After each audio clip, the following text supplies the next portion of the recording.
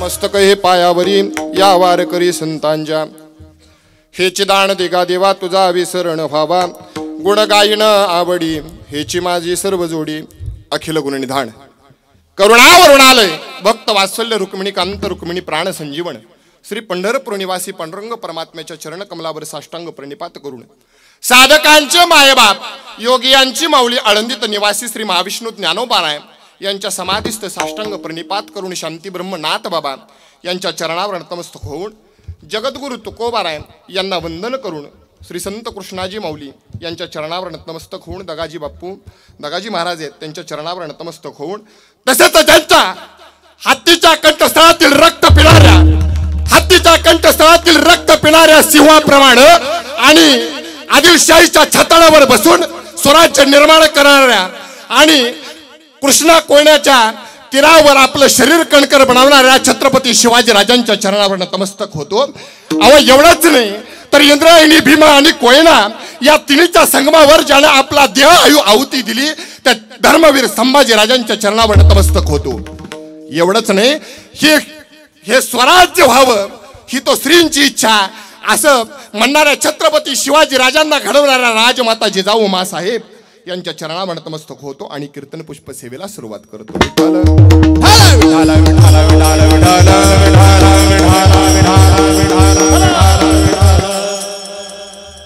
कीर्तन पुष्प सेवेला सुरुवात करण्यापूर्वी अल्पशा परिहार तो असा की राष्ट्रीय भागवत धर्म परिषद आयोजित हा श्रीमद भागवत कथा ज्ञानेश्वरी पारायण आणि राज्यस्तरीय कीर्तन महोत्सव, आणि या कीर्तन महोत्सवातील आजची जागराची सेवा माझ्यासारख्या पामराकडे आली हे मी माझं परमभाग्य समजतो. खऱ्या अर्थाने एकच सांगू इच्छितो की आत्तापर्यंत सर्व दिग्गज कीर्तनकार झाले. मी एक साधा आहे बरं का, सर्व दिग्गज कीर्तनकार झाले. आज खरी तर माझी परीक्षा आहे. परीक्षा का म्हणतो ऐका, कारण आत्तापर्यंत जी कीर्तनं झाली त्या कीर्तनामधील 2 कीर्तनकार तर हितच उपस्थित आहेत. स्टेजवर जेवढी काही बसलेत ते सर्व सूर्य आहेत आणि मी एक काजवा आहे. सूर्यापुढं काजव्यानं किती चमकलं तरी काजव्याचा प्रकाश सूर्य एवढा होऊ शकत नाही. पण तरी पण बरं का आप्पा, तरी पण अंधार पडल्यानंतर काजवा चमकतो ना तेव्हा त्याच्या शेजारची जागा तरी प्रकाशित करतो. त्या पद्धतीने शेजारची जागा प्रकाशित करण्याचा प्रयत्न करेल. विठाला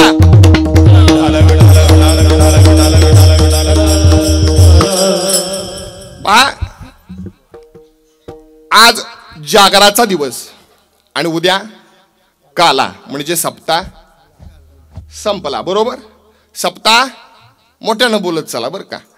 सप्ताह संपला. सप्ताह कधी संपत नाही बरं का.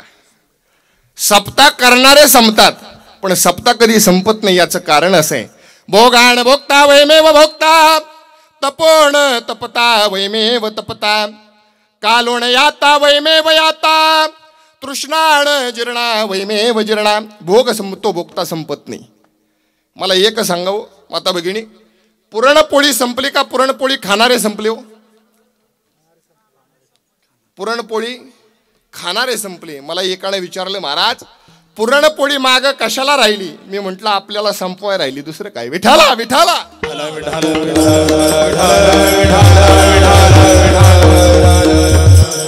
तसं सप्ताह संपत नाही, सप्ताह करणारे संपतात. आज या ठिकाणी कीर्तन रूपी सेवेकरता जो अभंग घेतलाय तो जगद्गुरु जगदवंदनीय, ज्यांना वारकरी संप्रदायाचं पिता असं संबोधलं जातं, अशा जगद्गुरु तुकोबारायांचा केवळ 4 चरणाचा अभंग आज सेवेकरता घेतलेला आहे. पहा, रोजचे जे अभंग असतात ते कीर्तनकाराचे पाठ असतात, टाळकऱ्यांचे पाठ असतीलच का नाही हे सांगू शकत नाही. पहा बर, आजचा अभंग असा आहे, बरं टाळकऱ्यांचा जरी पाठ असला तरी चोपदाराचा असेल असं सांगू शकत नाही. बरं चोपदाराचा असेल पण तरी सुद्धा मृदंग मण्यांचा असेल असं सांगू शकत नाही. पहा, आणि या सगळ्यांचा जरी पाठ असला तरी श्रोत्यांचा असेल का सांगू शकत नाही. पण आजचा अभंग चोपदारांचा पाठ आहे की नाही? चाल म्हणाय नाही सांगणार आहे ना. हा म्हणजे सर्वांचा पाठ आहे आणि हा सर्वांच्या परिचयाचा अभंग आज सेवेकरता घेतलेला आहे. या अभंगातून जगद्गुरु तुकोबाराय भगवान परमात्म्याकडे मागणी करतायत. पहा, मागण्याची वेळ कुणाकडे येते, ऐका, मागण्याची वेळ कुणाकडे येते त्यासाठी 3 कारणे आहेत. मागावं कधी लागतं, ऐका, मागावं कधी लागतं. पहिली गोष्ट आहे, गरज असेल तर मागावं लागतं. पहा, गरज असेल तर मागावं लागतं. दुसरं कारण आहे, परंपरेमुळं मागावं लागतं. परंपरेमुळं मागावं लागतं. मागण्याची गरज नसते पण परंपरेमुळं मागावं लागतं. आणि तिसरं, ज्याच्याकडे सगळं काही असतं पण स्वभावच मागण्याचा असतो. ज्याच्याकडे सर्व काही असतं पण स्वभावच मागण्याचा असतो, तो काही केला जात नाही. त्याला दान शब्द म्हणजे दान हा शब्द जरी काढला तरी तळपायाची आग मस्तकाला पोचते. जर 3 वेळेला गरज पडले तर दुसरी परंपरा आहे म्हणून मागावं लागतं. आणि तिसरं म्हणजे माणसाचा स्वभाव तो काही केला बदलत नाही म्हणून मागावं लागतं. ऐका, पहिलं गरज आहे म्हणून मागावं लागतं. ऐका, महाराज तुम्ही समजा 7 लाखाचं बंगल्याचं काम काढलं तर बरं का, 7 लाखाचं बंगल्याचं काम काढलं बरं का, आणि बंगल्याचं काम काढल्यानंतर तुमच्याकडे फक्त 4च लाख शिल्लक आहे, बरोबर. तुम्हाला गरज कितीची आहे, 3 लाखाची. म्हणून तुम्ही काय करता, जवळचे पाहुणे जे असतील त्यांना फोन करता आणि म्हणता की बंगल्याचं काम काढलंय, त्या बंगल्याच्या कामाकरता 4 लाख रुपये आहेत, पण कॉन्ट्रॅक्टरनं 7 लाखाचं बजेट सांगितलंय, 3 लाख कमी पडतायत, माझं काम होईपर्यंत तेवढे 3 लाख देता का. गरज आहे म्हणून मागितलं, बरोबर. गरज आहे म्हणून मागतं. दुसरं परंपरा आहे, मागण्याची गरज नाही पण परंपरा मागायला लावते. उदाहरण सांगतो, आमच्या भागात इकडं आहे की नाही माहिती नाही. पण ज्या पद्धतीनं वारकऱ्यानं पताका घेतली ना तर त्याला वर्षातून 2 वेळी, एकदा आळंदीला आणि एकदा पंढरपूरला ती पताका घेऊन जावं लागते की नाही. हा, दुसरी गोष्ट, आमच्याकडं परडी आहे, परडी तुळजापूरची. इकडं आहे का, तुळजापूरची परडी आहे, देवीची परडी म्हणतात त्याला. ती परडी काय करते, ऐका, मोठ्या मोठ्या घरातनं परडी आहे बरं का, मोठ्या मोठ्या घरातनं परडी आहे. काय आहे, अगदी कोट्याधीश माणसं आहेत, पण त्या परडीचं असं असतं की महिन्यातून 5 घरं मागावी लागतात. आमच्याकडं देवीचे, मग महिन्यातून 5 घरं मागावी लागतात. मग ती श्रीमंत घराण्यातील स्त्री काय करते, ती टोपली हातामध्ये घेते, प्रत्येक दारामध्ये जावं आणि जोगवा द्या जोगवा असं म्हणावं. घरातून पीठ आणून देतात, ते पीठ परडीत टाकल्यानंतर त्यातील पुन्हा पीठ माघारी त्यांना द्यायचं असतं. असा परडीचा प्रकार आहे. 5 घरं तरी महिन्यातून मागावी लागतात. आता 5 घरं मागितल्यानंतर किती पीठ तयार होईल, साधारण एवढंसं पीठ तयार होईल. कोट्याधीश असणाऱ्या घरातील स्त्रीला मागायची गरज आहे का, नाही गरज. गरज नाही, जमलं तर अख्खं गाव म्हटलं तरी ती रोज पोसू शकतात, एवढे कोट्याधीश, पण परंपरा मागायला लावते. आणि तिसरी गोष्ट म्हणजे स्वभाव असतो, स्वभाव तो काही केल्या जात नाही, काही केल्या जात नाही. हिथं हात पसर तिथं हात पसर, या व्यतिरिक्त काहीही नाही. अशा ज्या व्यक्ती असतात ना, त्यांच्या पुढे दान हा शब्द जरी काढला तरी त्यांची तळपायाची आग मस्तकाला पोचते. काही व्यक्ती अशा आहेत महाराज की नुसतं दान करायचं म्हटलं ना तरी एवढी चिड येते, एवढी चिड येते. आता जुने कीर्तनकार एक दृष्टांत सांगायचे. एक सावकार रस्त्याने निघाला होता आणि सावकार रस्त्याने निघाल्यानंतर झाला असं खड्ड्यात पडला. त्या खड्ड्यातनं काही त्याला वर येता येईना. पहा, खड्ड्यातनं काही वर येता येईना. मग झाला असं, सगळी गर्दी तिथं जमली आणि गर्दी जमल्यानंतर त्या गर्दीतील एकानं म्हटले, सावकार दादा हात द्या. सावकार दादा ऐकायचे, वर तर यायचे म्हणायचे, पण हात काय द्यायचे नाही. अर्धा पाऊण तास खेळ चालला आणि पाऊण तासानं त्या सावकाराच्या शेजारी जो राहत होता का नाही तो तिथनं वाटेनं निघाला होता आणि वाटेनं निघाला असताना त्यानं पाहिलं गर्दी कशाची जमली आहे म्हणून त्या गर्दीमध्ये जाऊन पाहिलं तर सावकार खड्ड्यात पडला आणि सावकार खड्ड्यात पडलेला पाहिला की पाहिल्यानंतर सावकार दादा म्हटले काय झालं हो?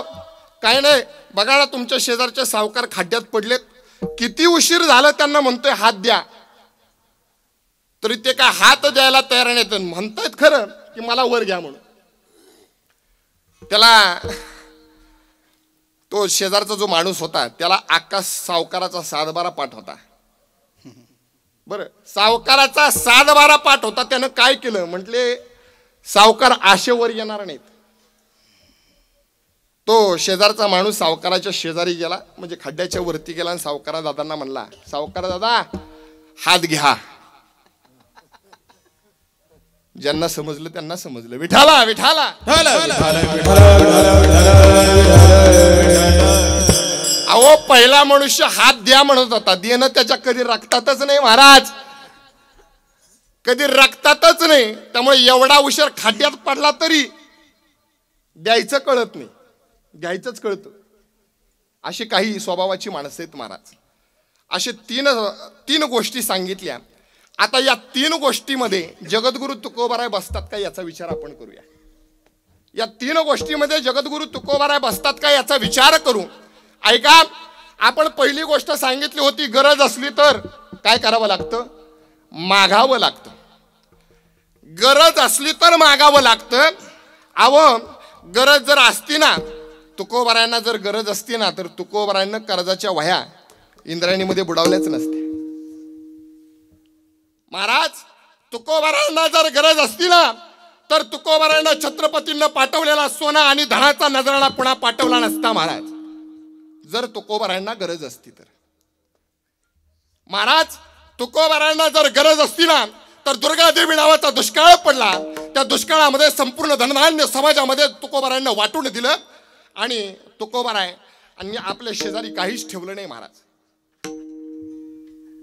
ज्यावेळी तुकोबारायांच्याकडे संपूर्ण धनधान्य होतं संपत्ती होती ना तोपर्यंत सारा समाज तुकोबारायांना मानत होता पण एकदा का संपत्ती गेली धन गेलं की हाच समाज तुकोबारायांना मानायला तयार नाही महाराज याचं कारण आहे तुकोबाराय म्हणतात मी गेलेली संपत्ती पुन्हा मिळवू शकतो मी गेलेलं धनही पुन्हा मिळवू शकतो पण मिळवायचं कोणा करताय कारण जन हे सुखाचे दिल्या घेतल्याचे अहो समाजामध्ये जोपर्यंत देणं घेणं चालू आहे ना तोपर्यंत समाजामध्ये आपल्याला किंमत असते असते की नाही हो तरी म्हणा नाही तर नाही तरी म्हणा जोपर्यंत देणं घेणं चालू आहे तोपर्यंत समाजामध्ये किंमत आहे मला सांगावं बहिणीकडे भावाला किंमत कुठपर्यंत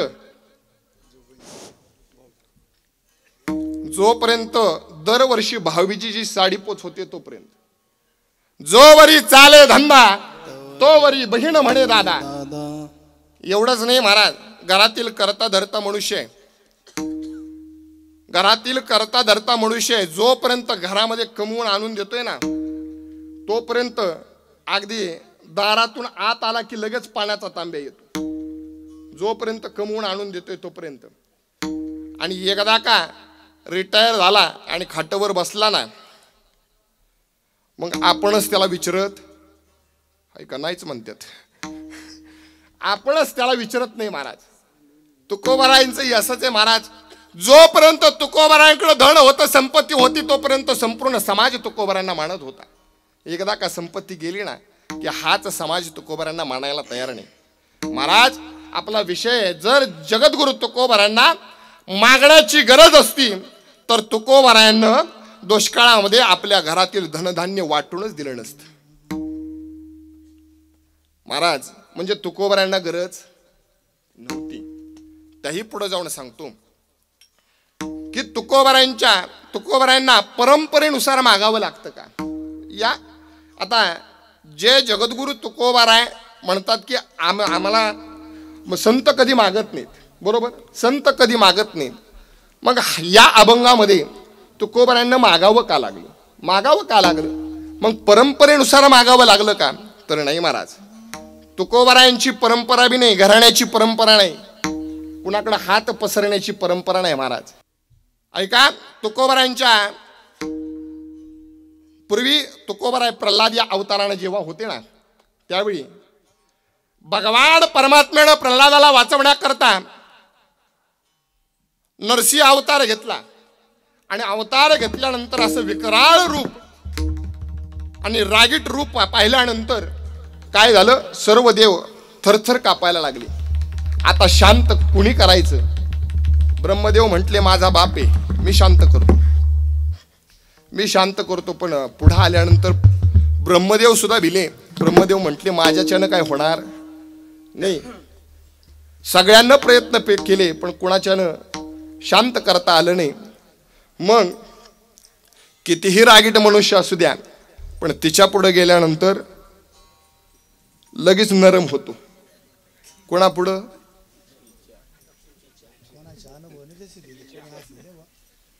लक्ष्मीच्या. सुंदर सुंदर शब्द वापरला महाराज. पत्नीला लक्ष्मी म्हटली. आमच्या भागामध्ये गेल्यानंतर मालकीन म्हणतात. नांदेडकडे गेल्यानंतर खटलं म्हणतात. हे आमचं खटले. असाच एका ठिकाणी गेलो होतो, त्यांना आपल्या पत्नीची ओळख करून दिली. महाराज हे आमचं बारदाने. बरं मी म्हटलं आता जाऊ द्या, ओळख करून दिली आहे, ओळख करून दिली आहे. मग म्हटलं आपण बी बघावं म्हणून दूध घेतलं. आणि दूध घेतल्यानंतर मी आपलं सहज विचारलं, का हो मावशी तुमचे हे कोण? म्हटले मी त्यांचं बारदाने, हे आमचं भांगार. विठाला विठाला. ऐका, सुंदर असा शब्द वापरला लक्ष्मी. म्हणजे पत्नी समोर गार होतात. पण ऐका, ज्यावेळी लक्ष्मी माता पुढे आल्या ना, तर लक्ष्मी माता म्हणे हे माझे पतीच नाहीत. महाराज पतीच नाहीत. मग मात्र भगवंत म्हटले प्रल्हादाला, भक्ताला म्हटले की अरे आज या भक्ताकरता एवढं रूप धारण केलं, पत्नी सुद्धा ओळखायला तयार नाही. मग भगवंतानं काय केलं तर त्या राजसिंहासनावर भगवंत बसले आणि मांडीवरती प्रल्हादाला घेतलं. ऐका, भक्त प्रल्हादाला मांडीवरती घेतलं. बर ते सिंहासनावर भगवान परमात्मा अगोदर का बसले आणि मग भक्त प्रल्हादाला मांडीवर का घेतलं, तर याचं कारण आहे. भागवतामध्ये सुंदर वर्णन आहे की याचं कारण असं आहे की असुरांच्या बसण्यानं ते सिंहासन अपवित्र झालं होतं, म्हणून भगवान परमात्मा अगोदर बसले, ते पवित्र केलं आणि मग प्रल्हादाला मांडीवर बसवलं. ऐका, मग प्रल्हादाच्या मध्ये आणि भगवंताच्या मध्ये जो संवाद झाला तो सुंदर असा संवाद आहे. तो संवाद असा आहे, शब्दांची चकमक आहे बरं का, नीट समजून घ्या. संवाद असा आहे की भगवंत प्रल्हादाला म्हणतात, प्रल्हादा माग काय मागायचंय ते. त्यावेळी भक्त प्रल्हाद म्हणतो माझ्या बापाच्यानं कधी मागणं होणार नाही, मी काय मागू शकत नाही. आता मी एका सिंहासनाचा राजा आहे, भगवंता तुलाच काय मागायचं असलं तर माग. प्रल्हादानं म्हटलं. त्यावेळी भगवंत म्हणतात की मी मागू, तू माझ्याकडं काहीतरी मागावं हेच मला दे. काय भगवंत म्हणतात, पुन्हा माघारी येतो बरं का. प्रल्हादाला भगवंत म्हणतात की प्रल्हादा काहीतरी माग. प्रल्हाद म्हणतो मी एका सिंहासनाचा राजा आहे, भगवंत तुलाच काही मागायचं असलं तर माग.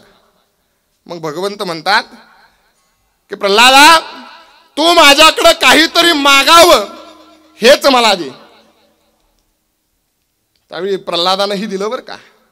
प्रल्हादानं काय म्हणावं, प्रल्हाद म्हटले की भगवंता तुझ्याकडं मागण्याची इच्छा कधीच होऊ नये हेच मला दे. विठाला विठाला.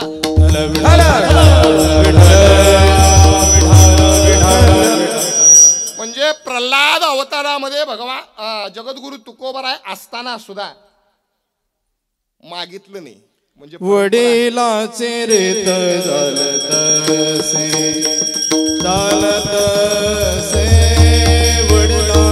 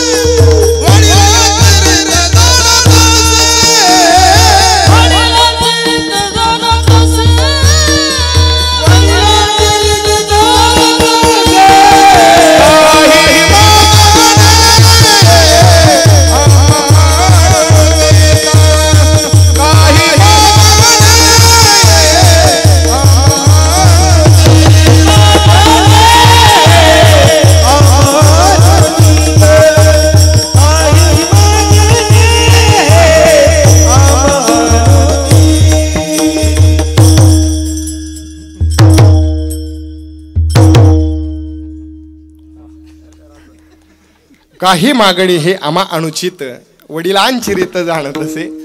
म्हणजे आमच्या घराण्याची परंपरा आहे की भगवान परमात्म्याकडे काही मागायचं नाही.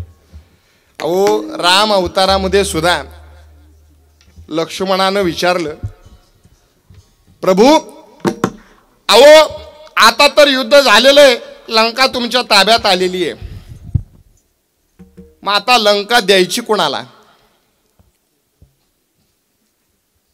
त्यावेळी हनुमंतरायांना लक्ष्मणानं सांगितलं हनुमंतरायांना देऊन टाकू.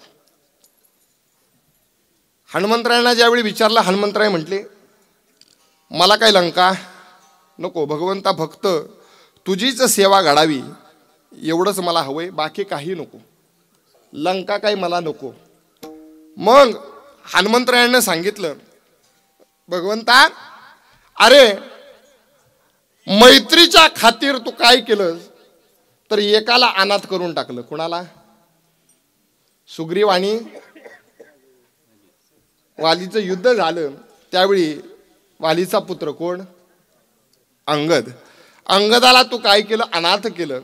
खऱ्या अर्थानं लंका अंगदाला दिली पाहिजे, लंका अंगदाला दिली पाहिजे असं म्हटल्यानंतर सर्वजण अंगदापाशी गेले आणि म्हटले, अंगदा आम्ही असा विचार केलाय की आता अंगद म्हणजे जगद्गुरु तुकोबार आहे, आम्ही असा विचार केलाय की लंका तुम्हाला द्यावी. अंगद म्हणतो त्या लंकेमध्ये आहेच काय की तुम्ही मला देताय? त्या लंकेमध्ये आहेच काय की तुम्ही मला देताय? पहा त्यावेळी हनुमंतराय म्हणतात, अरे लंकेमध्ये काय आहे म्हणून विचारतो, कित्येक सोन्याची घरं आहेत तिथं, काशा तांब्याची घरं आहेत, सर्व काही घरं आहेत, तरी तू विचारतो काय लंकेत? त्यावेळी अंगदाचं उत्तर सुंदर आहे महाराज. अंगद म्हणतो, अहो त्या लंकेमध्ये जर काही असतं ना तर माझ्या बापानं रावणाला काकेमध्ये घेऊन गरगर गरगर फिरवलं. जर त्या लंकेमध्ये काही असतं ना तर बापानं तेव्हाच काय केलं असतं, रावणाला मारलं असतं आणि लंका माझ्या बापाची झाली असती. आणि बापानंतर वारस कोण असतं?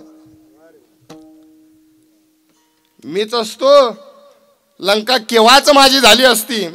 पण ज्या अर्थी माझ्या बापाला त्या लंकेमध्ये काहीच दिसलं नाही त्या अर्थी ती मला लंकाच नको. परंपरा, तुकोबरायांची परंपरा सुद्धा तुकोबरायांना मागायला लावत नाही. ऐका, त्याही पुढे जाऊन सांगतो स्वभाव. तुकोबरायांचा स्वभावच असा आहे महाराज की तुकोबरायांना कधी मागितलंच नाही, जनाला देणार. संतांचा स्वभावच काय महाराज?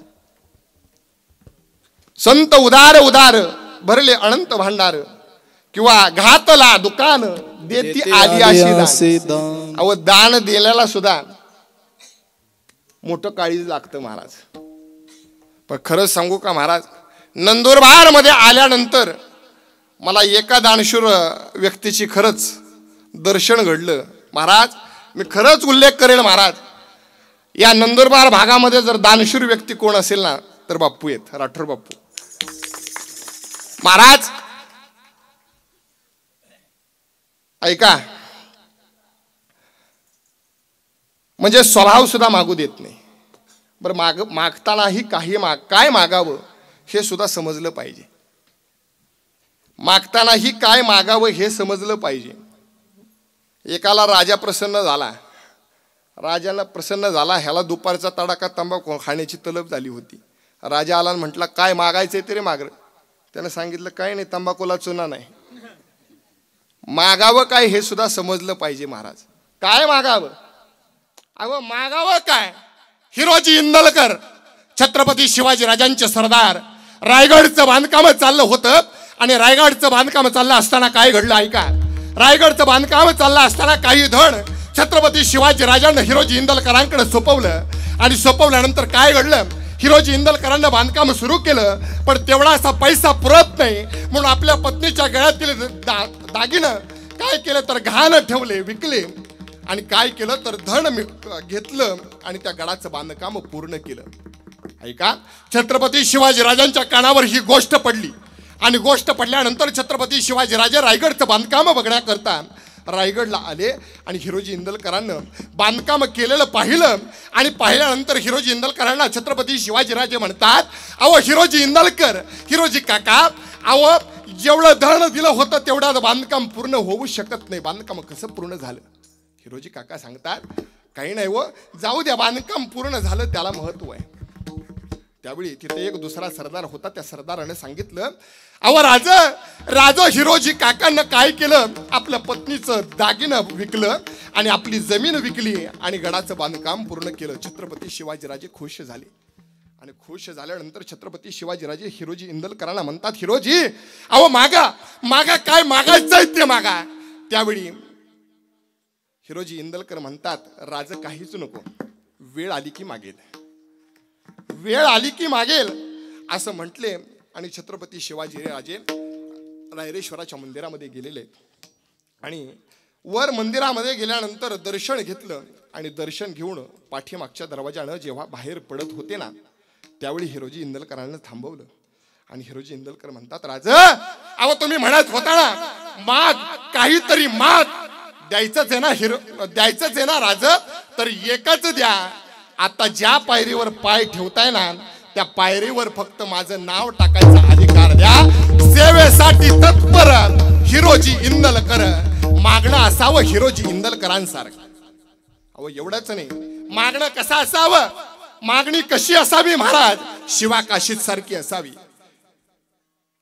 पन्हाळगडाला वेढा पडला होता आणि काही केल्या त्या वेड्यातून बाहेर निसटता येत नव्हतं. छत्रपती शिवाजीराजांना विचार केला, काय करावं, वेळातून कसं बाहेर पडावं, विचार केला आणि तितक्यात एक मावळा आला आणि सांगू लागला, राज एक मार्ग निघाला. राजा म्हटले, बोल बोल बोल, पटकन बोल, काय मार्ग आहे? त्यावेळी राजांना त्या मावळ्याने सांगितलं, राजा अहो तुमच्यासारखा दिसणारा, तुमच्यासारखा बोलणारा आणि तुमच्यासारखा वागणारा एक मावळा आपल्या राज्यामध्ये, ज्याचं नाव आहे शिवाकाशीत. अहो वेळ दौडू नका, जा बोलावणं धाडा त्याला.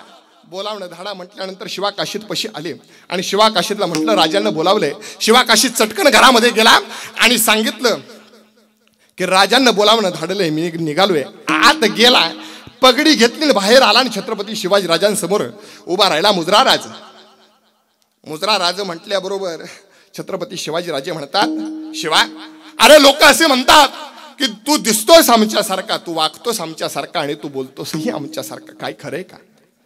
शिवाकाशीत म्हणतो, राजा नाही, मी बोलतही नाही तुमच्यासारखा, मी चालतही नाही तुमच्यासारखा आणि मी वागतही नाही तुमच्यासारखा. फक्त तुमच्या सोबत राहून सवय लागून गेली. राजा तुमच्या सोबत राहून सवय लागून गेली. छत्रपती शिवाजीराजे म्हणतात, शिवा अरे एक काम आहे, तुला पाहायचंय का? एक काम कर. अंगातील अंगरका काढला आणि शिवाकाशीतकडे दिला आणि सांगितलं, शिवा हा अंगरका अंगामध्ये घाल. शिवाकाशीत म्हणतो, नाही राजा, अहो नाही, या कपड्यांची मला सवय नाही राजा, या कपड्यांची मला सवय नाही. राजानं हुकूम करावा आणि शिवाकाशीतनं तो अंगरका अंगामध्ये घालावा. त्यानंतर जिरेटोप काढावा आणि जिरेटोप घालण्याकरता द्यावं. शिवाकाशीतनं सांगावं, नाही राजा, नको राजा. अहो एवढंच नाही, अंगातील अंगरका झालं, जिरेटोप झाला. छत्रपती शिवाजी राजांना आपल्या गळ्यामधील कवड्यांच्या माळा काढल्या आणि शिवाकाशीतला दिल्या. मग मात्र शिवाकाशीत ढसा रडू लागला आणि म्हटला, नाही राजा, अहो अंगातील अंगरका झालं, डोक्यावरचा जिरेटोप झाला, पण ज्या कवड्यांच्या माळावर भवानी मातेचा आशीर्वाद आहे राजा, त्या कवड्यांच्या माळावर फक्त आणि फक्त राजा तुमचाच अधिकार आहे, फक्त तुमचाच अधिकार आहे. असं म्हटल्यानंतर राजानं हुकूम करावा आणि मग शिवाकाशीतनं माळा गळ्यात घालाव्यात आणि मग छत्रपती शिवाजी राजांना सांगावं, शिवा एक काम कर, त्या मोजड्या पायामध्ये घाल, घोड्यावर स्वार हो आणि गडावरून एक फेरफटका मारून ये. मग शिवाकाशीत त्या मोजड्या घातल्या आणि घोड्यावर स्वार झाले आणि पन्हाळ गड्यावरून एक फेरफटका मारून आली. आणि फेरफटका मारून आल्यानंतर काय घडलं ऐका. फेरफटका मारून आल्यानंतर छत्रपती शिवाजी राजे म्हणतात, शिवा काय झालं शिवा, काय दिसलं? त्यावेळी शिवाकाशीत म्हणतो, राज या पन्हाळ्यावरची सर्व मावळे ते मला मुजरा करत होते, राज मुजरा करत होती. त्यावेळी छत्रपती शिवाजी राजे म्हणतात, बघितलंस हे सर्व मावळे, ही सर्व प्रजा तुला मुजरा करत होती. त्यावेळी शिवा काशीदनं वापरलेलं वाक्य फार महत्वाचं आहे महाराज. शिवा काशीद म्हणतो, नाही राज, अहो तो मुजरा मला नव्हता राज, तो मुजरा मला नव्हता, तो मुजरा या स्वराज्याचे रक्षक छत्रपती शिवाजी राजांना होता राज, तो मुजरा स्वराज्याचे रक्षक छत्रपती शिवाजी राजांना होता. ऐका. आणि मग शिवा काशीद म्हणतो, राज अहो बोलण्यामध्ये वेळ दौडू नका, त्या सिद्धी जोहरला कधी भेटायला जायचंय तेवढंच सांगा. असं म्हटल्याबरोबर छत्रपती शिवाजी राजे थक्क झाले आणि म्हणू लागले की शिवा, तुला कसं काय कळलं रे की मी तुला त्या गनिमाकडे भेटायला पाठवणार आहे म्हणून. त्यावेळी शिवा काशीद म्हणतो, अहो राज, लहानपणापासून तुमच्यामध्ये वावरलोय, लहानपणापासून तुमच्यामध्ये भागडलोय आणि लहानपणापासून तुमच्या बरोबर फिरलोय, मग तुमच्या मनातील एक सबूत मला कळू नये म्हणजे काय. ऐका. मग छत्रपती शिवाजी राजांना आज्ञा दिली. शिवा काशीद खाली गेला आणि खाली गेल्यानंतर दुर्दैवानं शिवा काशीद पकडला गेला. आणि पकडला गेल्यानंतर ऐका मागणी कशी असावी. खाली जात असताना छत्रपती शिवाजी राजे शिवा काशीदला म्हणतात, राज आपलं शिवा, शिवा अरे जाशील खरं, त्या गनिमांना भेटायला जाशील खरं, पण पुन्हा माघारी येशील हे सांगू शकत नाही. जाशील खरं पण पुन्हा माघारी येशील हे सांगू शकत नाही. त्यावेळी शिवा काशीदनं वापरलेलं वाक्य फार महत्वाचं आहे महाराज. शिवा काशीद म्हणतो, राज अहो माघारी येण्याकरता जातायच कोण, येतानाच निरोप धाडून आलोय की परत माघारी येणार नाही म्हणून. महाराज ऐका. त्यानंतर छत्रपती शिवाजी राजे म्हणतात, राज शिवा अरे नको जाऊ गनिमाला भेटाय, नको जाऊ गनिमाला भेटाय. त्यावेळी शिवा काशीदनं जी मागणी केली ना ती फार महत्वाची. शिवा काशीद म्हणतो, राज अहो एकच मागणं आहे तुमच्याकडे. शिवा काशीदला राज म्हणतात, काय मागायचंय. अहो महाराज एकच मागणं आहे, जन्माला जरी शिवा काशीद म्हणून आलो असलो, महाराज अहो जन्माला जरी शिवा काशीद म्हणून आलो असलो तरी मरताना छत्रपती शिवाजी राजे म्हणून मरण यावं एवढंच मागणं आहे. महाराज याला मागणी म्हणावं. ऐका. मागणी याला म्हणावं. आज अभंग घेतलाय जगद्गुरु तुकोबरायांचा. मी सांगितले 3 मुद्दे. एक गरज असली तर मागावं लागतं, दुसरं परंपरा असेल तर मागावं लागतं, आणि तिसरं म्हणजे स्वभाव असेल तर मागावं लागतं. ऐका. पण या 3ही मुद्द्यामध्ये जगद्गुरु तुकोबराय बसत नाहीत. मग तरी सुद्धा तुकोबरायांना मागण्याची गरज का पडली, का पडली मागण्याची गरज, याचं कारण एकच आहे. जे वडील जे जे करती तया नाम धर्म ठेविती. या युक्तीप्रमाणे तुकोबरायांना विचार केला की आपण एखादी मागणी जर मागितली तर आपल्या पाठीमाग सुद्धा आपल्या वागण्याकडे पाहून जर कधी कोणाला भगवान परमात्मा प्रसन्न झाले तर त्यांनाही मागायचं झालं तर असंच मागावं. ऐका. याकरता म्हणजे आपली काहीतरी पुढं, म्हणजे आपलं वर्तन आपली वागणूक पुढं काहीतरी समाजानं घ्यावी याकरता तुकोबरायांना मागितलं. ऐका. मोठी माणसं जशी वागतात ना तशी मुलं वागत असतात. मग सुधारण्याची गरज मोठ्यांना आहे का बारक्यांना आहे? सुधारण्याची गरज म्हाताऱ्यांना आहे का तरुणांना आहे? बोलत चला. बरं जाऊ द्या, म्हाताऱ्यांना आहे एवढं ज्यांचं म्हणणं आहे तेवढ्यांनी हात वर करा. एकच हात वर. बरं, तरुणांना सुधारण्याची गरज आहे असं ज्यांचं म्हणणं आहे तेवढ्यांनी हात वर करा. ऐका. म्हाताऱ्यांना गरज आहे का विचारलं तर एकच हात वर झाला, आणि तरुणांना विचारलं तर अगदी 20-25 झाली. म्हणजे 100% मतदान काय झालं नाही. पण एक सांगतो, ज्यावेळी म्हातारी सुधारतील ना त्यावेळेसच तरुण सुधारतील. याचं कारण आहे, शांताराम सरांना मी बोलतो, याचं कारण असं आहे महाराज. ऐका. की एका ठिकाणी कार्यक्रमाला गेलो होतो आणि कार्यक्रमाला गेल्यानंतर तिथं एका प्राध्यापकाच्या घरी जाण्याचा योग आला.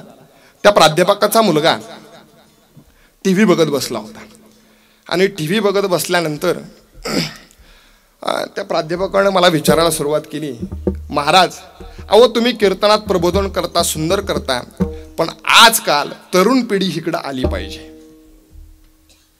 सर बरं काय, तरुण पिढी इकडं आली पाहिजे असं म्हटले. कारण तरुण सुधारल्याशिवाय आणि तरुण पिढी इकडं आल्याशिवाय वारकरी संप्रदायाला अगदी चांगलं स्वरूप येणार नाही. मी त्यांना म्हटलं, अहो वारकरी संप्रदायाला चांगलं स्वरूप येण्याची गरजच नाही. वारकरी संप्रदाय आमचा आधीच मोठा आहे. याचं कारण आहे महाराज, जोपर्यंत सूर्य चंद्र आहेत ना तोपर्यंत वारकरी संप्रदाय राहणार आहे. याचं कारण आहे, पहा अंधश्रद्धा आहे की श्रद्धा हे मला माहिती नाही, पण पूर्वी रस्त्याचं काम चालू असताना बाबा ज्यावेळी पुलाचं बांधकाम काढलं जायचं त्यावेळी तो पूल जास्त दिवस टिकावा म्हणून त्याच्या खाली काय दिला जायचा, बळी दिला जायचा. बरोबर, तो पूल जास्त दिवस टिकावा म्हणून त्या खाली बळी दिला जायचा महाराज. का तर तो पूल जास्त दिवस टिकावा. महाराज आमचा वारकरी संप्रदाय जोपर्यंत सूर्य चंद्र आहे तोपर्यंत राहणार आहे. याचं कारण आहे आमच्याकडून सुद्धा 2 बळी गेलेले आहेत महाराज, विठ्ठलपंत आणि रुक्मिणी माता. महाराज जोपर्यंत सूर्य चंद्र आहे तोपर्यंत वारकरी संप्रदाय राहणार आहे. ऐका, त्याही पुढे जाऊन सांगतो की मी त्या प्राध्यापकाच्या घरी बसलो. त्यांनी सांगितलं की त्याशिवाय वारकरी संप्रदायाला चांगलं स्वरूप येणार नाही. त्यावेळी मी त्या प्राध्यापकांना म्हटलं, आमचा तोच विचार चालू आहे आपलं म्हटलं. आणि म्हटल्यानंतर पंचपदी झाली, विठोबा रुक्माई भजन ऐकू यायला लागलं म्हणून निघालो. आणि निघालो असताना जाता जाता मी फक्त त्या प्राध्यापकाच्या मुलगा जो TV बघत होता त्याला म्हटलं, पिंट्या चल कीर्तनाला जाऊया. त्यावेळी त्या सरांना सांगितलं, नाही त्याची उद्या परीक्षा आहे, त्याला अभ्यास करायचा आहे. लक्षात कोणाकोणाच्या आलं मला माहिती नाही. म्हणजे त्या पिंट्याला TV बघायला येळ आहे पण कीर्तनाला यायला वेळ नाही. म्हणजे तरुण पिढी हिगडा आणायला आणि न यायला आपणच कारणीभूत आहे. कारण महाराज ऐका, एखादं तरुण पोरग जर येऊन भजनात बसलं ना, टाळा वाजवायला लागलं ना की तिथं होय तिकडे तुला वाजवता येत नाही. ते परत जे टाळ टाकतं ना ते परत पुन्हा कधीच मंडपात फिरकत नाही.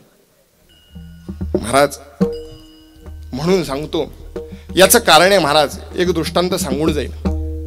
एक अगदी एकत्र कुटुंब पद्धतीचं एक घर आहे आणि त्या एकत्र कुटुंब पद्धतीच्या घरामध्ये झालं असं की वडील आणि त्यांना 3 मुलं. आता वडील आणि 3 मुलं म्हणजे घरामध्ये बायका किती झाल्या, किती झाल्या? हा जास्त नाही, 4च असतात. 4 बरोबर, 4 बायका झाल्या. आणि बायका झाल्यानंतर आता जे एकत्र कुटुंब पद्धती असली की त्या घरामध्ये काम वाटून असतात. बरोबर, थोरलीनं काय करायचं, थोरलीनं भाजी करायची, आमच्याकडे कालवण म्हणतात बरं.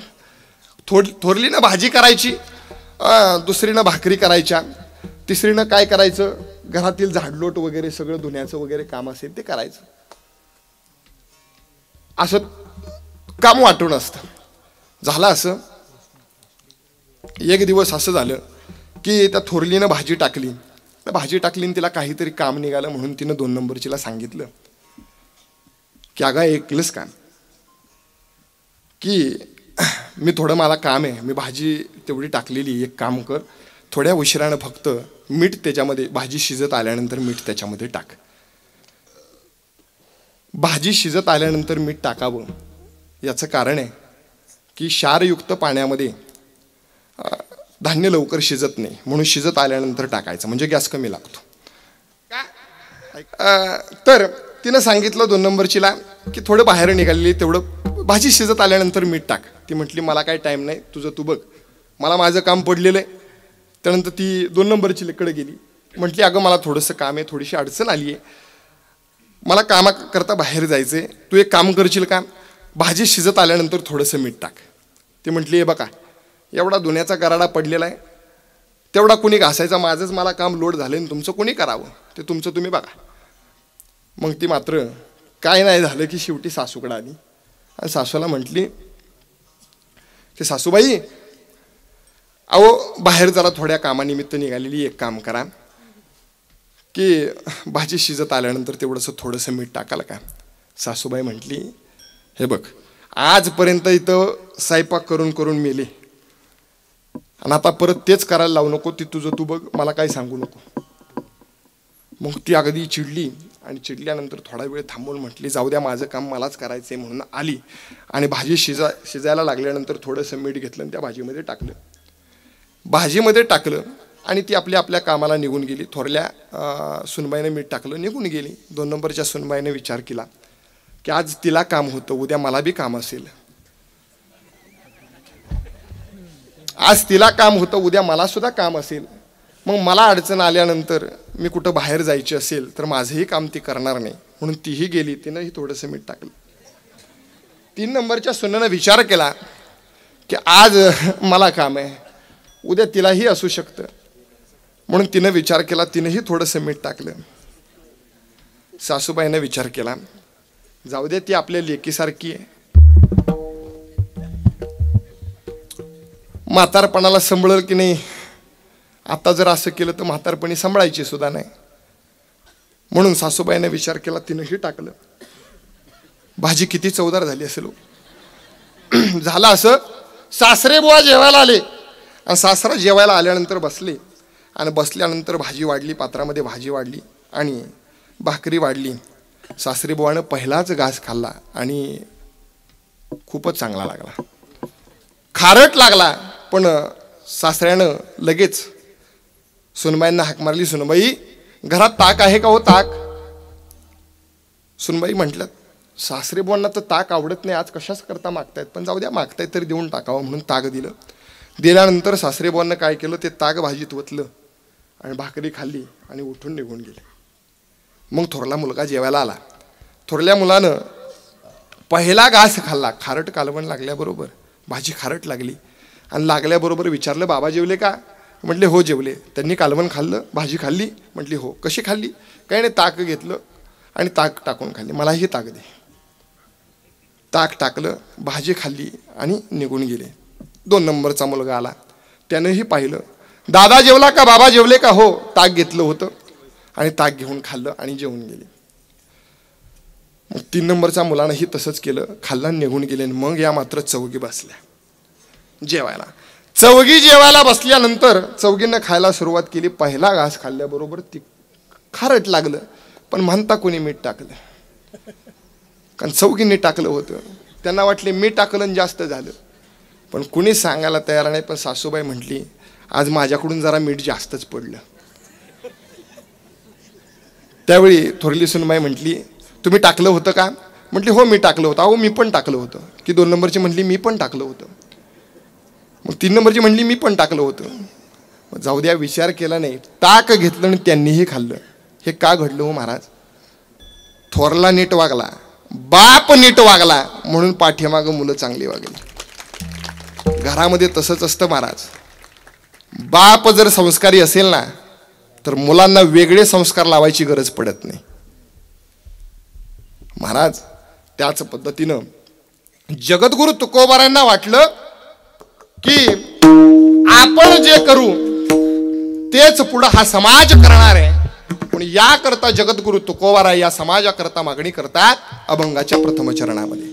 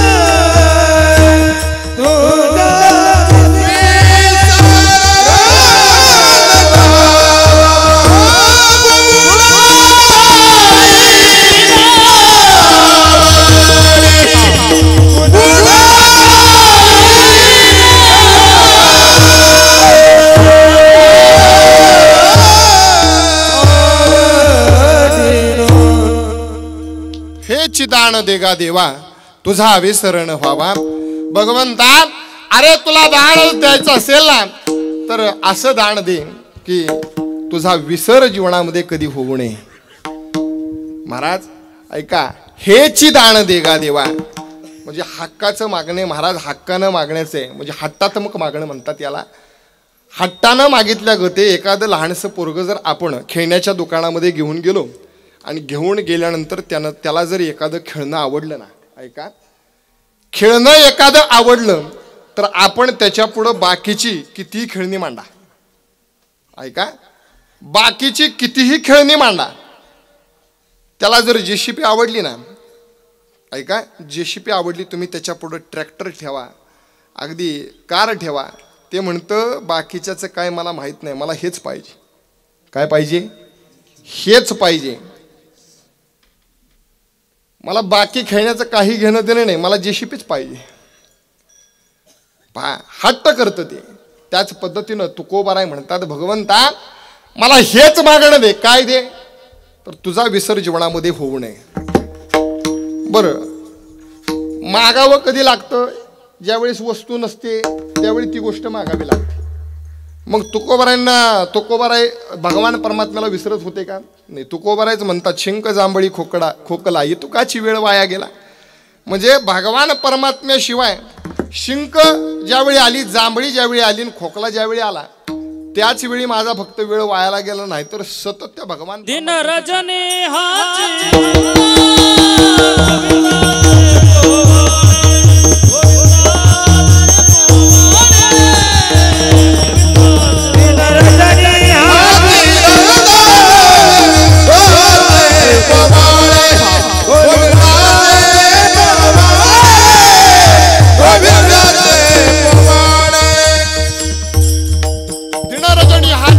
गोविंदाचे पवाडे.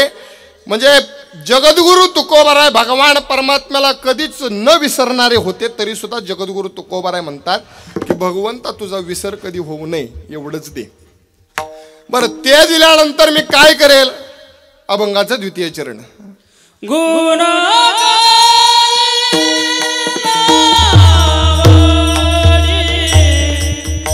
गुण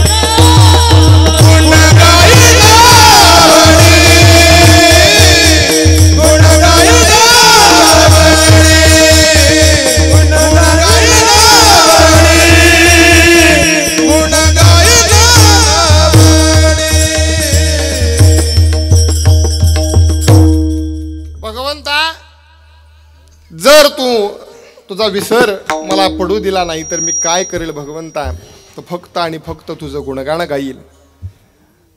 त्यावेळी भगवंत तुकोबारायला म्हणतात की तुकोबाराय, अहो तुम्हाला मी मुक्ती देतो, धन देतो, संपदा देतो, एवढं सर्व काही देतो.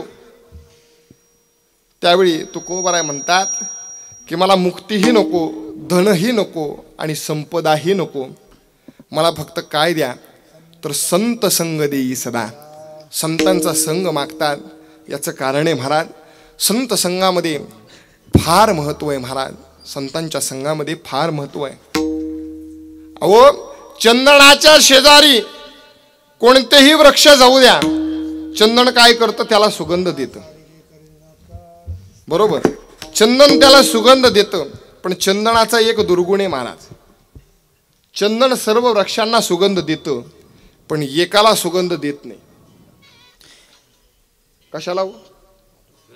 बरोबर, बांबू म्हणजे जे शेवट न्यायला वापरतात ते, त्या बांबूला कधी सुगंध देत नाही. याचं कारण आहे महाराज, त्याला काय असतात? गाठी असतात, बरोबर. त्या वरून असतात का आतून असतात? हे म्हणतो महाराज, आतून असतात, बरोबर. म्हणजे बांबू आतल्या गाठीचा असतो म्हणून चंदन त्याला सुगंध देत नाही, बरोबर. बांबू आतल्या गाठीचा असतो म्हणून चंदन त्याला सुगंध देत नाही. मी क्षमा मागून सांगेल महाराज, समाजात सुद्धा असे आतल्या गाठीचे बांबू आहेत, ते किती संतांच्या संगतीमध्ये जाऊ द्या तरी सुधारणार नाही. विठाला विठाला. एक दिवस सर्व बांबू एकत्र आले, संतांची संग का बघा.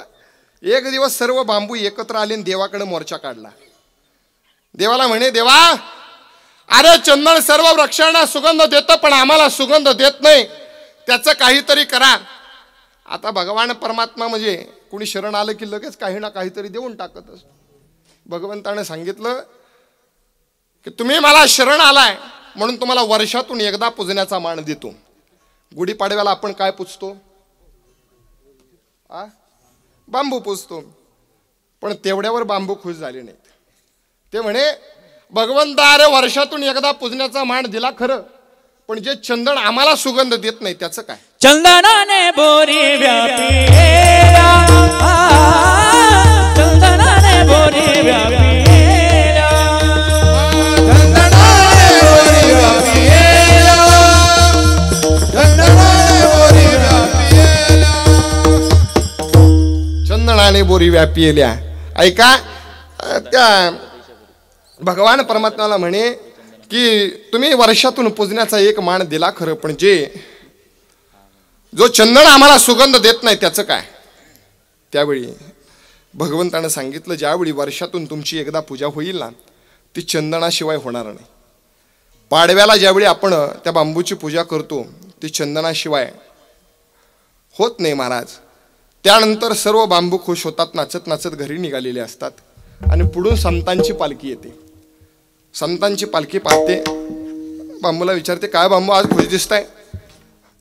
त्यावेळी ते बांबू सांगतात, अरे देवाकडे गेलतो, देवाला शरण गेलतो, देवाने वर्षातून एकदा पूजण्याचा मान दिला. संत म्हणतात, एवढंच आणि एवढे खुश? अहो एवढंच आहे का? अहो वर्षातून एकदा पूजण्याचा मान आहे आणि तोही चंदनानं पूजण्याचा मान आहे. पहा संतांची संगत का हवी. त्यावेळी संत सांगतात, अहो देवाला शरण गेला त्यावेळी वर्षातून एकदा पूजण्याचा मान दिला. तुम्ही या संतांना शरण या, आयुष्यभर पताक्याला काठी लावूनच मिरवू आणि तुमची पूजा सुद्धा चंदनानच करू. विठाला विठाला.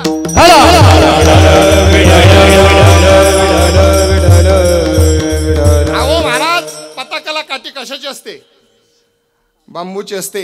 अहो एवढंच नाही, अहो वर्षातून एकदा गुढीपाडव्याला आपण बांबू पुजतो, मात्र संतांच्या खांद्यावर असणाऱ्या पताक्याला जी बांबूची काठी असते ना, त्याला वर्षभर अगदी त्याची जागा खांद्यावरती असते महाराज. आणि एवढंच नाही, ठेवायचं झालं ना तरी सुद्धा देवघराच्या शेजारी. आणि पूजा कशानं? चंदनानंच. महाराज संतांच्या संगतीमध्ये आलं तर वर्षातून पूजण्याचा मान मिळतो, आणि देवाच्या संगतीमध्ये गेल्यानंतर एकदाच पूजण्याचा मान मिळतो. संगत कोणाची चांगली? अहो एक भिंत संतांच्या संगतीमध्ये गेली तर आज लाखो जनसमुदाय त्या भिंतीचं दर्शन घेतो. अहो एक खांब संतांच्या संगतीमध्ये गेला तर त्या खांबाचं दर्शन घेण्याकरता लाखो जनसमुदाय नेवाशाला गोळा होतो.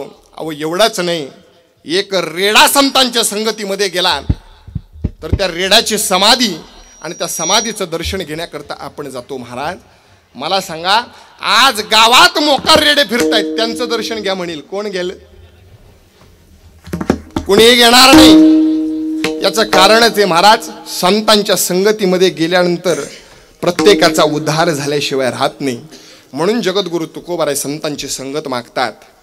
मी आता सर्वांना विनंती करेल की सर्वांनी आता हातानं टाळी वाजवायची आहे आणि मुखानं भजन करायचंय. विठोबा रघुमाई, विठोबा रघुमाई, विठोबा रघुमाई, विठोबा रघुमाई, हरि विठोबा रघुमाई, विठोबा रघुमाई, हरि विठोबा रघुमाई, विठोबा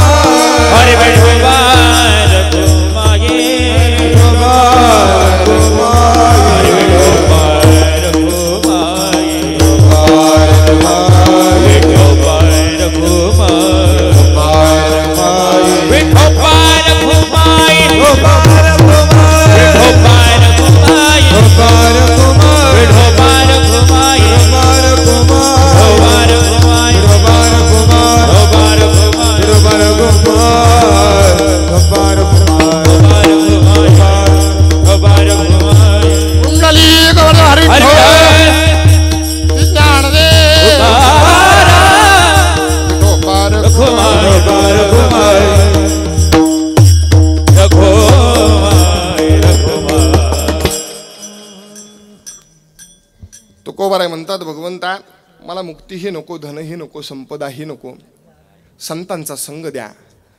आणि एवढं सगळं जर देत असाल ना भगवंता, जन्माला आल्यानंतर जर तुझा विसर जन्मामध्ये कधी होऊन दिला नाही भगवंता, कायम तुझं नामस्मरण जर माझ्या मुखामध्ये राहिलं ना, अहो एवढंच नाही भगवंता, आणि या जन्माला आल्यानंतर संतांच्या संगतीमध्ये जर जन्म दिला ना तर भगवंता, अहो मला माहिती आहे या गर्भवासाचं दुःख किती आहे, माहिती आहे गर्भवासाचं दुःख किती आहे, पण तरी सुद्धा हे गर्भवासाचं दुःख सहन करून मी पुन्हा पुन्हा जन्माला यायला तयार आहे. अभंगाचं शेवट. गुण गाई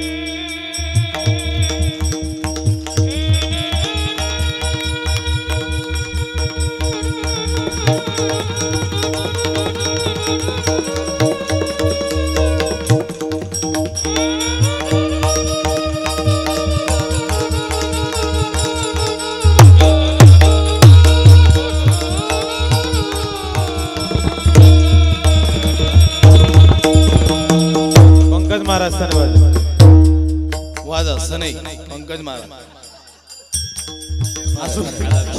सर्दी झाली का वाजा ना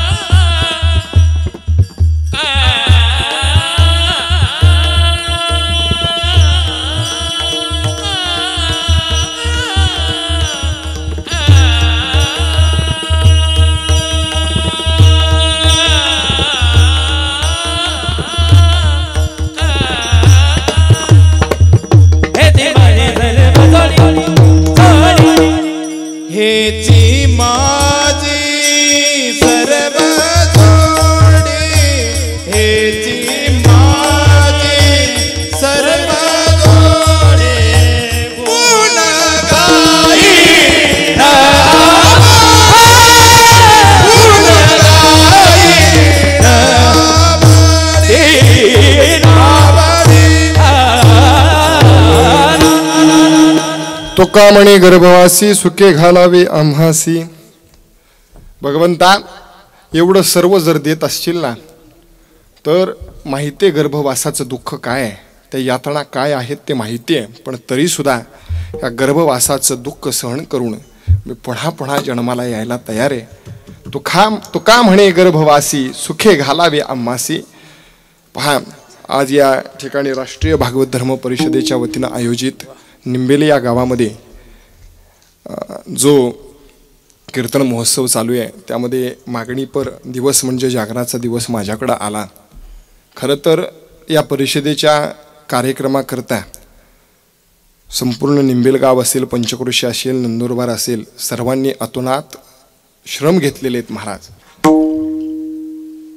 निंबेल गाव ग्रामस्थांना भरपूर श्रम घेतलेले आहेत. आपल्या गावचे रावसाहेब महाराज असतील, पावबा महाराजांनी सुद्धा महाराज 3 महिने घरचा उद्योग सोडून सर्वजण या कार्यक्रमाकरता फिरलेले आहेत महाराज. एवढंच नाही, आमचे परममित्र की ज्यांना अगदी सुरतवरून कित्येक वेळा इथं येऊन, अगदी प्रशांत महाराज असतील, त्यांनी कित्येक वेळा इथं येऊन काय केलं तर यांच्याबरोबर फिरून सर्वांनी या कार्यक्रमाकरता नियोजन केलं. आपल्या गावचे आप्पा असतील, नारायणप्पा असतील, त्यानंतर सर्वच जण दाते असतील, गोकुळांना असतील, सर्वांनी आतोनात, तात्या असतील, रमेश तात्या असतील, सर्वांनी आतोनात प्रयत्न केलेले आहेत महाराज. सगळ्यांनी केले प्रयत्न. काय असतं, गावामध्ये सगळेजण येतात पण आल्यानंतर त्यांचीही व्यवस्था कोणीतरी केली पाहिजे. महाराज खरंच अगदी मी हिथं आलो ना, आल्यानंतर सुद्धा मला हिथं म्हणजे साताऱ्यावरून अगदी 700 किलोमीटर येऊन सुद्धा हिथं आल्यानंतर मी म्हणजे दुसऱ्या गावात आलोय असं मला कधी वाटलंच नाही. मी माझ्या स्वतःच्या घरात राहतोय असं मला वाटलं. एवढं प्रेम मला दीपक, प्रेम त्यांनी घरामध्ये दिलं. अगदी घरातल्यागत आम्ही तिथं वावरत होतो महाराज. या सर्वांचं मी धन्यवाद मानतो. मी साताऱ्याला गेल्यानंतर अवश्य सांगेल महाराज, अवश्य सांगेल की तुम्हाला जर राज्यस्तरीय महोत्सव कुठं करायचाच असेल ना तर जा आणि निंबेल गावच्या ग्रामस्थांचा सल्ला घ्या. राज्यस्तरीय महोत्सव कसा असतो ना ते फक्त निंबेल गावचे ग्रामस्थच तुम्हाला सांगू शकतात. ठीक आहे महाराज. राज्यस्तरीय महोत्सव करणं एवढं सोपं आहे महाराज. एवढं सुंदर नियोजन केलेलं आहे. सर्वांचा धन्यवाद मानतो महाराज. या ठिकाणी सर्व दिग्गज कीर्तनकार आहेत महाराज. यूट्यूबला ज्यांची कीर्तन आहेत, पंकज महाराज आहेत महाराज, यूट्यूबला कीर्तन आहेत त्यांची. मोठमोठे कीर्तनकार आहेत आणि उत्कृष्ट असे गायक आहेत महाराज. मी काहीच नाही त्यांच्या पुढं. योगेश महाराज असतील, चंदू महाराज असतील, अजून महाराजांचं दिनेश महाराज असतील, दीनानाथ महाराज असतील, इकडे आमचे दीपक महाराज असतील, त्यानंतर सर्वच जण. आणि विशेष म्हणजे मृदंगाची साथ सुंदर केली ते आमचे हेमंत महाराज असतील. सर्वांनी त्यांच्यासाठी टाळ्या वाजवा महाराज. महाराज चामड्यावर चामड्यानं हाणणं एवढं सोपं नाही. चामड्याचं आहे ते, चामड्याचं आहे महाराज. पण तरी सुद्धा एवढं वाजवणं एवढं सोपं नाही महाराज. खरंच महाराजांना धन्यवाद देईल तेवढे थोडे आहेत महाराज. त्यानंतर माझ्यासारख्याची हिथं बोलण्याची एवढी लायकी नसताना सुद्धा मी सरळ बोलतो महाराज. पण तरी सुद्धा या गादीवर माझे बोलण्याचे एवढे म्हणजे मी एवढं बोलू शकत नाही, पण तरी सुद्धा एवढे छोटेसे बोल ऐकून आमच्या बाबांना घेतले. सकाळी ज्यांचं सुंदर असं कीर्तन झालं ना महाराज, आमचे गुरुवर्य धर्मगुरू हरिभक्तपरायण एकनाथ बाबा सदगीर महाराजांचं कार्य खूप मोठं आहे महाराज. आणि आम्ही खरंच बाबांना एकच सांगेल महाराज, एखादं कार्य जर मुलानं चालू केलं ना आणि बापाचा हात जर पाठीवर असेल ना तर तो मुलगा ते कार्य करत असताना मग कोणतंही संकट येऊ द्या तो मागं पुढं बघत नाही महाराज. आणि आम्ही आमच्या राष्ट्रीय भागवत धर्म परिषदेमध्ये सर्व कार्यकर्ते सदगीर बाबांना आमच्या बापा समान मानतो. नव्हे बापच. आणि सदगीर बाबांचा हात जर पाठीवर असेल ना तर या धर्मावर कोणतंही संकट येऊ द्या, राष्ट्रीय भागवत धर्म परिषद त्या संकटाला सामोरं जायला कधीही तयार आहे महाराज. महाराज मी जाता जाता नेहमी सांगत असतो, महाराज जन्माला आल्यानंतर कधी व्यसन करू नका, भ्रूणहत्या कधी करू नका, गोहत्या कधी करू नका आणि आई वडिलांची सेवा करा. व्यसन कधी करू नका. माता भगिनी पुरुष बांधवांना सांगेल दारूसारखं व्यसन करू नका. त्यानंतर दुसरं सांगतो, गोहत्या थांबवा महाराज. आज मला खरंच आनंद होतोय महाराज, धुळ्याचे आमचे युवा अध्यक्ष आहेत की ज्यांनी आजपर्यंत महाराज जेवढ्या ठिकाणी गायी टेम्पोत निघाले तसं कळलं तेवढ्या गायी वाचवल्या महाराज. महाराज गोहत्या थांबवा. गायी आपली माता आहे महाराज. आणि त्या गायीला मारणं थांबवा. साध्या गायीमध्ये फार वैशिष्ट्य आहे महाराज, जर्शी नाही बरं का. साध्या गायीमध्ये फार वैशिष्ट्य आहे. मी नेहमी सांगत असतो की तुम्हाला जर प्रयोगच करून पाहायचा असेल ना तर एक ग्लास घ्या, त्या ग्लासामध्ये पाणी घ्या, त्या पाण्यामध्ये तांदूळ टाका आणि तांदूळ टाकल्यानंतर त्याच्यामध्ये आपण शेतीमध्ये जे औषध फवारतो ना ते टोपणभर औषध फक्त त्या ग्लासमध्ये टाका. तुम्हाला दिसेल पाण्याचा कलर बदलेल आणि ते तांदूळसुद्धा काळे पडतील. पण फक्त काय करा माहिती आहे का, ते पाहिल्यानंतर त्याच ग्लासामध्ये पुन्हा साध्या गाईचं गोमूत्र फक्त एक टोपणभर टाका. पुन्हा तांदळाचा कलरसुद्धा तसाच होईल आणि पाण्याचा कलरही तसाच होईल. एवढं सामर्थ्य गाईमध्ये आहे महाराज. साध्या गाईचं एखाद्याला बालदमा असेल ना तर त्याने एकच करावं, सकाळी उठावं आणि उठून साध्या गाईच्या तोंडापासून मागेपर्यंत हात फिरवावा आणि गाईच्या मारणारी असेल तर तोंड पुढं करू नका. परत म्हणाला महाराजानं सांगितलं त्या गाईच्या नाकापर्यंत नाक न्या. महाराज फक्त 1.5 महिना केलं ना तर दमा निघून जाईल. एवढं सामर्थ्य साध्या गाईमध्ये. गाईचं फार वैशिष्ट्य आहे. चट्टे येतात, चट्टे. शेण आणि गोमूत्र कालवण फक्त चट्ट्यावर लावा, 3 दिवसामध्ये चट्टा जातो. आपण 10-12 हजार रुपये घालवतो. फार वैशिष्ट्य आहे गाई.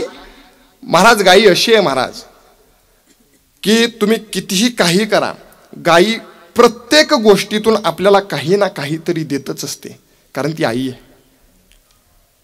म्हणून गोहत्या थांबवा, भ्रूणहत्या करू नका. त्या लहानशा लेकराला सुद्धा या सृष्टीवर यायचं असतं, ही सृष्टी बघायची असते, या सृष्टीचा आनंद घ्यायचा असतो. आज महाराष्ट्रामध्ये अशी गत झाली आहे महाराज, मुलींची संख्या कमी झाली, मुलांची संख्या जास्त झाली. मी नेहमी विनोदानं सांगत असतो की जर अशीच जर गत इथून पुढं राहिली, मुलींची संख्या कमी मुलांची संख्या जास्त, विनोदानं सांगतो, अशीच जर गत इथून पुढं राहिली बरं का हेमंत महाराज, तर जेवढी लग्नाची राहतील ना तेवढी भगवी वस्त्र घालून कुंभमेळ्यात सोडावी लागतील. महाराज त्या लहानशा लेकराला सुद्धा या सृष्टीवर येऊ द्या. एक मुलगी एका मुलाला